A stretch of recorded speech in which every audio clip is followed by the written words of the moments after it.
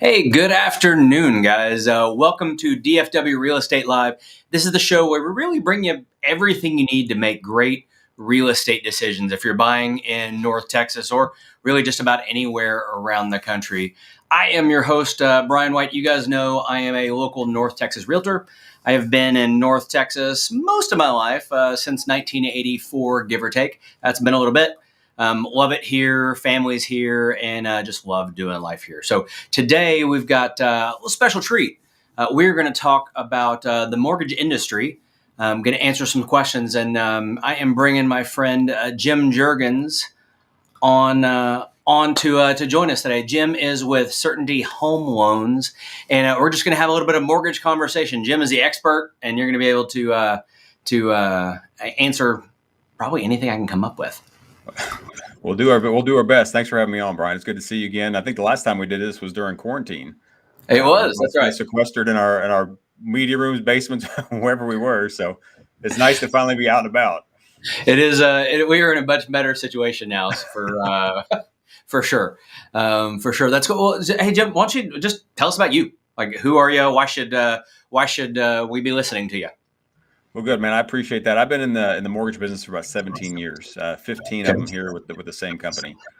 So anytime you have a loan officer been at the same company for that long, there's got to be something good going on here at the company. So really what I do is a little bit deeper dive than what a traditional loan officer does. Those guys are just going to quote you rates and fees. We're actually mortgage planners, so we kind of work with them like a financial planner does.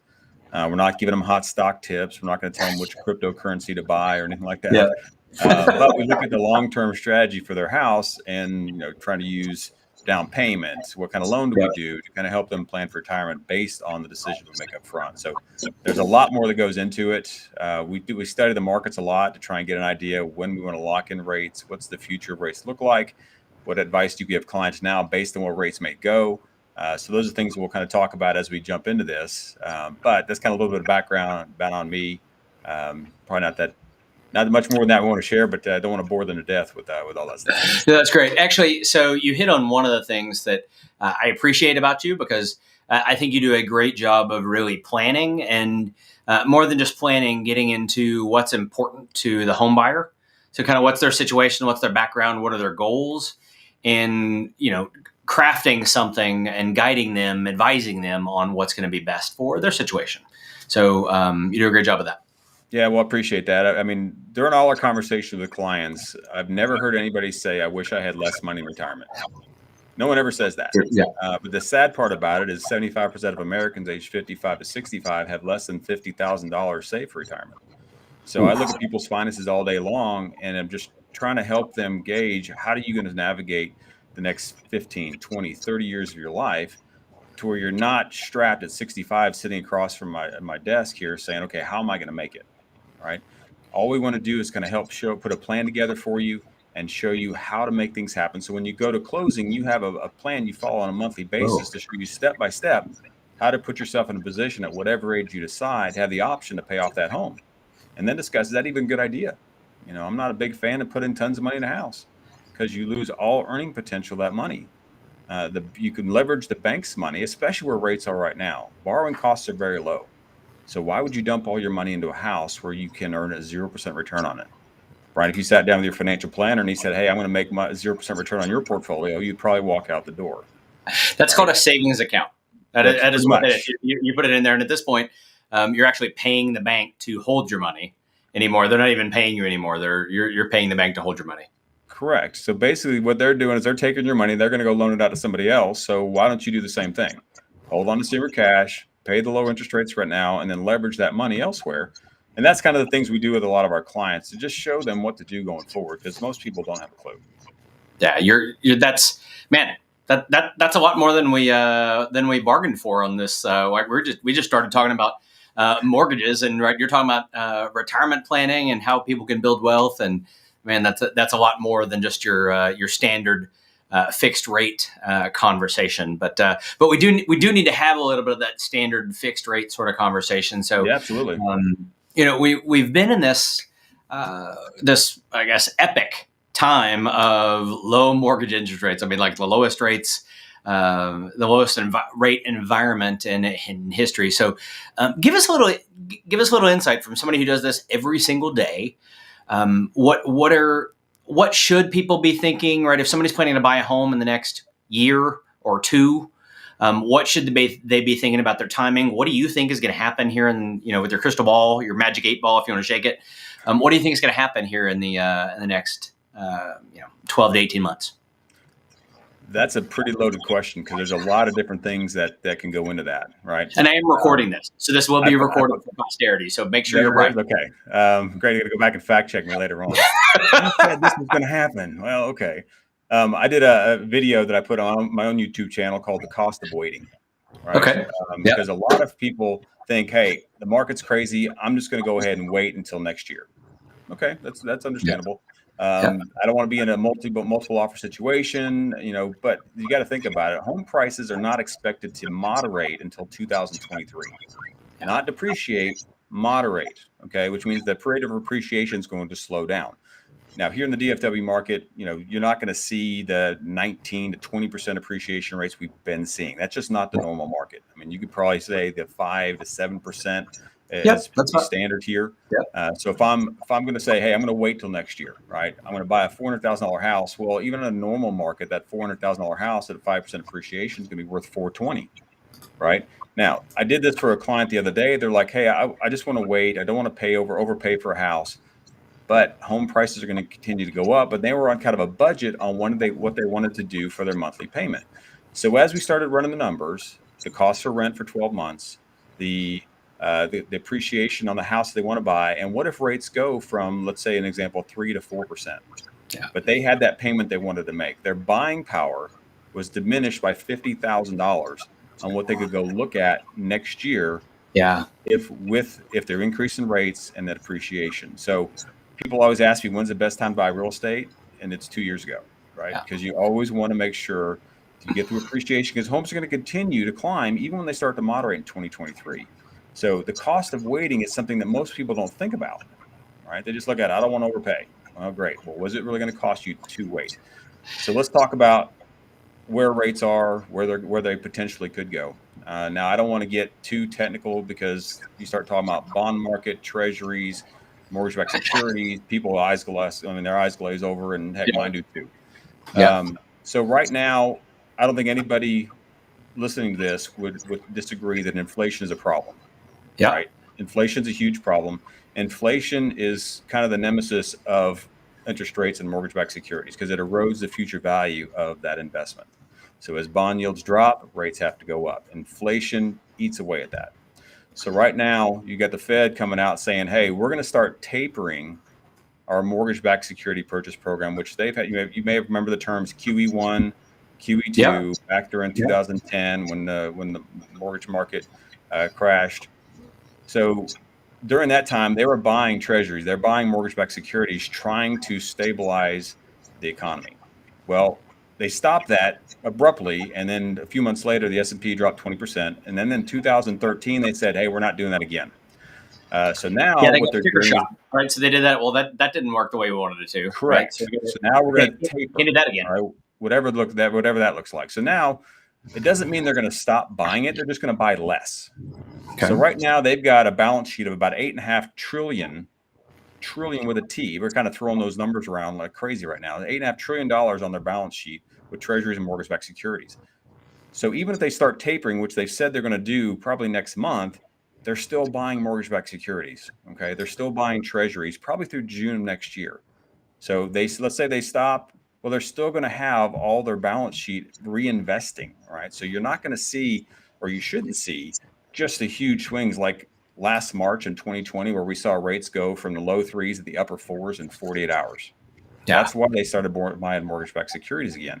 So as they start to taper that, they don't want to stall the economy, right? Because if they just stop altogether, they don't want to start hiking the Fed funds rate, which is their main source of controlling inflation. Because right now it's at 0. So if the Fed starts hiking that Fed funds rate, you're going to see a demand for money go down a little bit.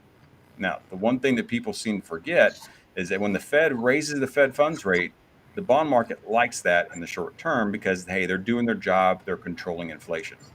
So what you've seen is like in December of 18, when they did that, everybody was freaking out. Oh, rates are going up. Well, you saw rates actually improve for a month or two because they knew the Fed was in control of that stuff.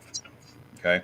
What the Fed cannot let happen is, as I said, the demand side for money. By raising that funds rate, they cannot stall the economy, because then you start looking at recessions. All right. Now, so if I've got someone buying a house right now, right, we always look at, do I spend money on their interest rate? Do I buy down the interest rate? Yes or no? Do I want to invest that money? What's my break-even point?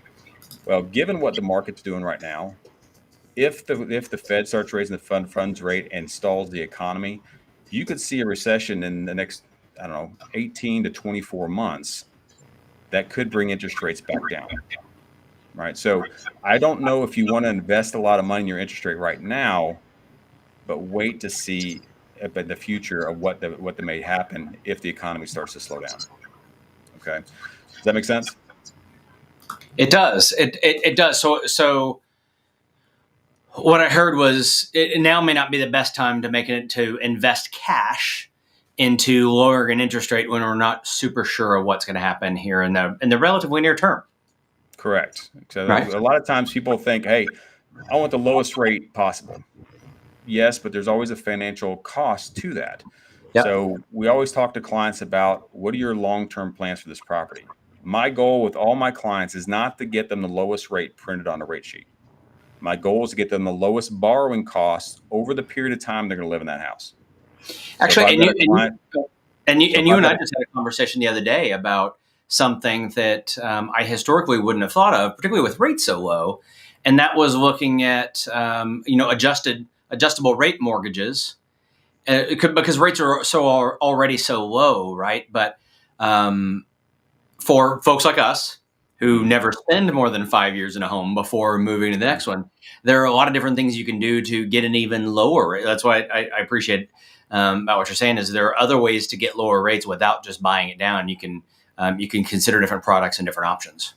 Yeah, especially as you get into the jumbo market. The jumbo market, you're going to see like adjustable rate mortgage rates, like a 7-year ARM as an example.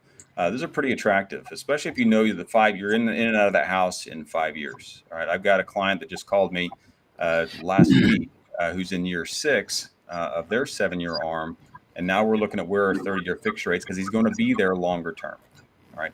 So those are the conversations we have, because we look at our relationship with our clients as a 15 to 20-year relationship that starts with, what are we doing now? And then we're going to monitor that for you on a yearly basis to let you know, hey, now's the time to do something different. All right. So with where rates have been so low, so long on your fixed rate, a vast majority of your mortgages done have been all fixed rate stuff. All right. But as rates start to tick back up, those ARM rates may become attractive if this is a house you're not going to be in long term. So I want to poke on something a little bit. So if a year from now, so rates are roughly what now, and a year from now you expect that same conventional rate to be roughly what? They're probably in the mid to low 3s right now without spending a ton of money, right? Yep. I mean, I think the lowest rates in the low 2s, upper 1s, right? But you're going to spend thousands of dollars to do that. Depending upon which expert you talk to, and I say that in air quotes, they're expecting rates probably around 4%, but I'm probably leaning more towards the upper 3s. Okay. Let me knock on wood as sure as I say that. But even then, you're still near historic lows. Now, Sure. are we where we were last September and October, where rates were ridiculously low? Yeah. No, but that was not sustainable. Right. You just can't have rates be at 2.5 and have things going well with the economy. Right. So right now I'm thinking upper 3s, right around 4%. And, even if they went up a half a point from where they are right now, I still think that's very affordable, to where you're not going to see the demand for housing go down with a half a point increase in interest rate. Yeah. I agree, which is important, because when people are buying up, you don't want to see their property values impacted by a smaller buyer pool. So basically, what I heard, so rates could go up 0.5%, give or take, somewhere in that range over the course of the next year. So guys, if you're watching this, and we don't need to talk you into buying a house right, but if you're thinking about doing that in the next couple of years, it can't help but be more expensive if you wait a year or two. It'll be more expensive than it is now. Is it enough more expensive? I don't know if you're ready to buy a house, but just something to think about. You need to understand what are the associated costs going to be in the next couple of years. So you touched on jumbo a minute ago. So I know they've just recently changed the kind of the conforming to jumbo ratio. So first, can you explain for the audience what a jumbo loan is, and then talk about what the limits are there? Yeah. So every year the Fed will come out and the Fannie Mae will come out and they'll adjust their maximum conforming loan amount depending upon what's going on in the markets. There for the longest time, it was $417,000 from 2006 to 2005, whatever it was. It was a long time. So then it slowly started to creep up as you saw appreciation rates go up. So any loan that can be run through Fannie Mae or Freddie Mac system is a conforming loan. Conventional loans, probably 80% of the mortgages out there are done that way. Okay, they've got their own underwriting engine, plug it in there, it tells you whether the loan could be approved or not. Okay. Anything above that max conforming loan limit is considered a jumbo loan. Okay, and that is more of your traditional 2 years tax returns, W-2s, pay stub. It's just more of an actual person underwriting it as opposed to computer saying, hey, yes, that can be done, confirm this, an underwriter signs off on it, you're good to go. So in 2021, it was $548,250 was the max loan limit you could get on a conventional loan. Which had been a big increase over the last couple of years, right? You said it was 417 before, it had gone up. 19, it was 510. Yeah. It was 510,400 last year. This year is 542,250. And 2022, it's going to be $625,000 is the max conforming loan amount. All right. Wow. So we are actually closing loans now using that loan amount, even though it's October of 2021. So anything above 625 is going to be considered a jumbo loan. And with that, let's kind of put that in context. You got first-time home buyers that can put 3% down, right? That means they can buy a first-time home buyer can buy a $644,000 house with 3% down and still be within conventional loan limits. Which, okay, so it's awesome. And I'm glad you touched on that because I think most of the time people think low money down loans that's just FHA. Right. No. So that's just certain products. So there are a variety of ways that you can buy a home with low money down. Sure. So I talked to a lot of first time home buyers that are like, oh, I don't have a 20% down payment. Well, no, you don't have to have a 20% down payment. Right. So you've got your conventional loans do 3% down for first time home buyers. You got FHA will do 3.5% down. If you're looking to live in a rural area, you can look at USDA 100% financing. All right. There are income limits on that, so you got to be careful there. For all our veterans out there, thank you for your service. And you can do 100% financing on a VA loan. All right. So there's plenty of different programs out there to be able to get in with little money. And you've also got your down payment assistance program for first-time home buyers. All right. They'll give you a grant to help you with some of the closing costs and down payment. Now, let's be honest, there's no such thing as free money, right? So they're going to take a higher interest rate when they give you that grant. But for a lot of clients who just have little to no money, that's an option that may be beneficial to them to get into that property. All right. So get past the idea that you got to have 20% down. The general stigma I hear a lot about is, well, mortgage, I don't want to pay mortgage insurance. Okay. Well, depending upon the loan type, mortgage insurance may not be that expensive. Right. And if you're doing a conventional loan, the mortgage insurance can go away at some point. Right. So it's very important to have that conversation with your lender to say, okay, what's the best strategy for me? And then have them ask the question, what are your plans? Are you going to be there long enough to worry about whether the mortgage insurance comes off? Yes or no? What your credit looks like? Because as we advise clients, it's a credit decision. If your scores are lower, maybe we look at one product over another. If they're excellent, higher, then maybe we'll look at a conventional loan type thing. So there's a lot more that goes into quoting rates and talking to clients about programs besides here's your rate and fees. And I see a lot of that from other people in this industry. Well, and the thing I would say in this market where home prices are going up so quickly, and again, interest rates are potentially going to go up this next year, is just have a conversation about it. Yeah. So many people think, hey, I'm going to buy this price house and I need to save an extra 10% in the next year.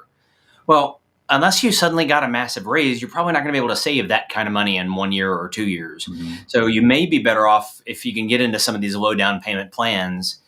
You may be better off getting into it and start to building equity that way versus trying to save up a ton of cash before you purchase. Yeah, and one thing we talk a lot about also is the fastest way to build wealth in this country is through real estate, Yeah. right? So well, I guess cryptocurrency now people are always talking about that, but Hey, um, can you say that again so I can record that? well, yeah, with cryptocurrency, I see a lot of these people being billionaires in like 5 minutes. Um, but with real estate, so a lot of things you got to think about is okay. If I do 3% down, okay, the home's going to appreciate whether I have a 97% mortgage or no mortgage whatsoever. Yeah. Your appreciation rate has nothing to do with your loan size. Okay, so that's something if you're wanting to start building wealth, and it could, a generational wealth, because as the more you've had this home for a while, you sell the home, you use that to buy the next home, you can continue that trend, and that's why it's so important to be working with a solid real estate agent that can help you understand: am I buying a good investment? Okay, Yeah. it's a home, yes, but you also have to look at it from an investment side. All right. So if I'm going to buy this house in this area, is it going to appreciate fast enough? Or if I have to move in 5 years, or if I start having a family, I need to get into a different school district or get more bedrooms. Am I going to be able to make money on that? And that's where people like you, Brian, come in and you give clients advice on, yes, that's a good area, or no, historically the appreciation rates in that area have been a little bit less than other areas. So it's very important to get good advice, which is what people pay us for, is to give them options and advice. And then it's up to you to kind of take that advice and see how it and works into whatever you guys want to do with your plans. Right on. That is great advice. So let's shift gears a little bit, and so not everybody is planning to make a move, Okay. right? A lot of people have been in their house for quite a while, Mm-hmm. and maybe they bought it in the '90s or early 2000s, and I don't know if you know this, but styles have changed since since that time. So maybe folks want to remodel, or maybe they want to just get cash out of their house for whatever reason, buy a boat. Mm-hmm. Sure. I'm not recommending that I'll for do anybody that. watching. But, Take just a second there. let me back that up. Not good investment advice. I recorded that. I'm going to hold you that. I'm going to hold you that.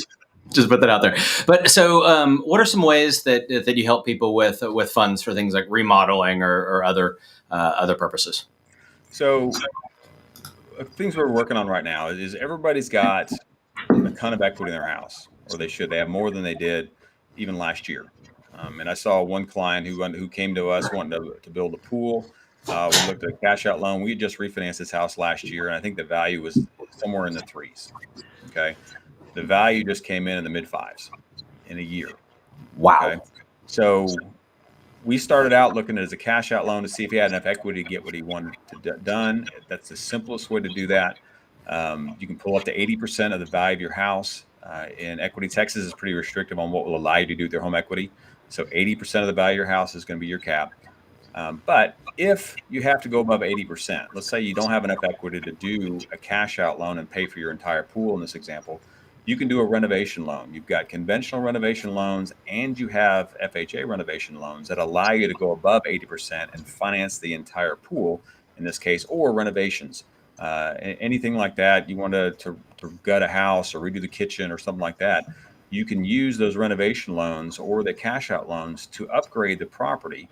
Because last year I heard a lot of people saying, they've been quarantining their house. Like, you know what? I do need to upgrade this house. I'm sick of this place. I need an extra room, or I need an office. So we would come in and do cash out refinances and renovation loans for them last year. And we're seeing more and more of that, because the big question, Brian, I'm sure you probably hear is, where am I going to go if I sell my house? Right. So now you've got people who are trying to upgrade their house, and they're using the cash out loans and the renovation loans to do that. Another nice thing for any agents watching this, if your clients are going to do a renovation loan to upgrade it or update your house, now the listing is going to be a lot more in 2 years, because they've done all these different things to it, and it's a more attractive listing that can be sold a lot faster in the coming years. Yeah, that's great. And the thing we always recommend people do is, hey, if you're not going to move near term, right, then go ahead and do the updates now and enjoy them. So often when we're in a listing conversation with people, they're like, well, we never did this remodeling, we never did these things. So should we do them now? Most of the time, at the time of sale, no, because you're going to spend $100, and you're going to get $85 or $90 back for the dollars you're spending. And it just doesn't make, unless you're in a bad situation, it doesn't make sense. But hey, if you're going to move in 3, 5, 10 years, yes, go ahead and do that. You can get that life, a pool included, right? You're going to get that life enjoyment out of it. So then when you only get 70, 80, 90 cents on the dollar for your updates, it makes a lot more sense because you got to enjoy some of that value too. Yeah, I can't tell you. I actually can. I did that twice. We're like, hey, we're going to move. Oh, let me update my house to sell it. And I'm like, man, this place is pretty nice. Why am I selling this house? Yeah. So now I've learned my lesson. Now I'm doing updates now. I've already done all that stuff. There's people at my house right now. I'm doing all this stuff because I'm going to enjoy it this time.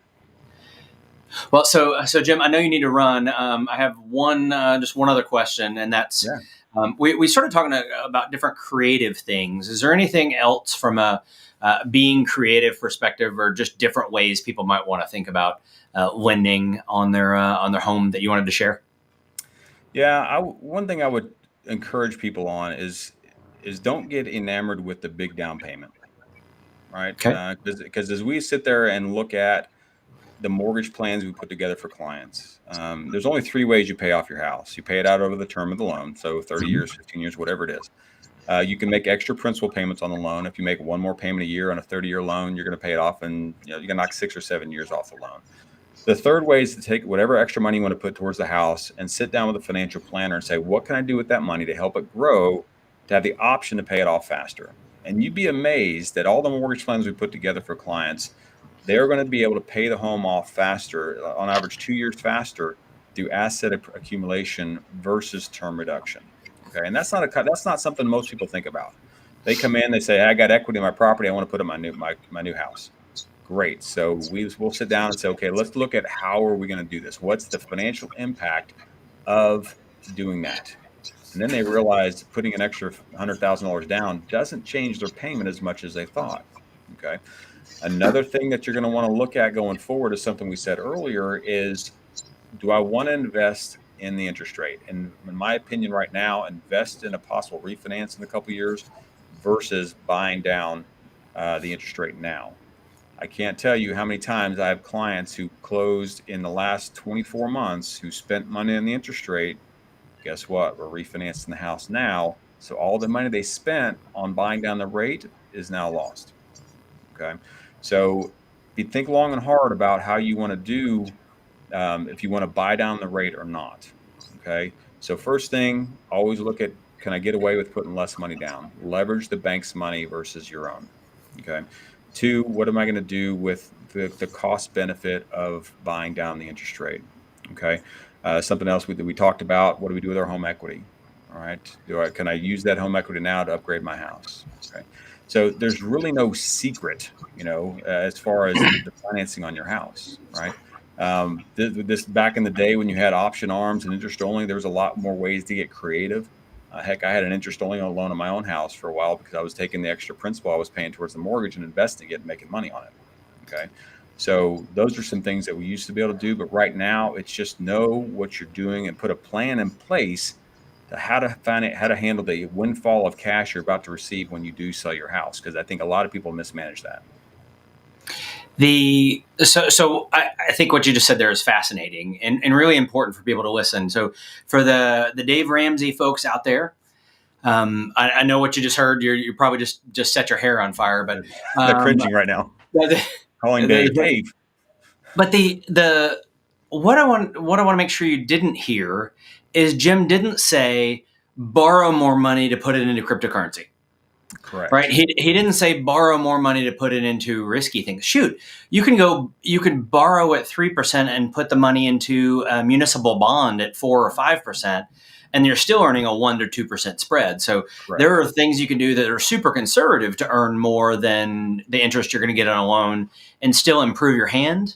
Now, maybe you want to get a little bit more aggressive than that, and you can pull 5, 6, 7, 8% on different things, but that's just smart financial planning, and it's a great conversation to have on all sides, because people look at insurance for financial planning, they look at their market investing. Hopefully, you should real estate investing, and then just using your mortgage is a great way to financial plan as well. Yeah, it's just a conversation that everybody should have, right? Yeah. Just to make sure, am I making the best financial decision I can with my money, right? And whether you end up putting $200,000 down, or if you had a desire to pay cash, there's nothing wrong with that, right? But what does retirement, or what could the future look like if you've got kids? College education is expensive, right? What does that look like if I withheld some of that money and sat down with my financial planner and figured out, heck, maybe I take that extra money and buy another house, a rental Yep. property that can help pay my mortgage on my current house. You know, I know a realtor that could probably help you with that, right? I might believe strongly in that strategy. As a, I think so. as a matter of fact, Well, Jim, man, I thank you for this. Was great. Over delivered as usual. So I appreciate you joining us and educating us today. Man, I appreciate you having me on. Look forward to doing it again here soon. Okay, right on. Thank you. Yep, you're welcome. So, guys, just as we wrap up, thanks for joining us. Hope you found that helpful. If you got any questions about that, then actually I've got Jim's contact information. Should have mentioned that earlier. Jim's contact information is in the description below. You can hit me up as well. Happy to connect you, and just let me know if there's any other questions I can answer. We will see you next week.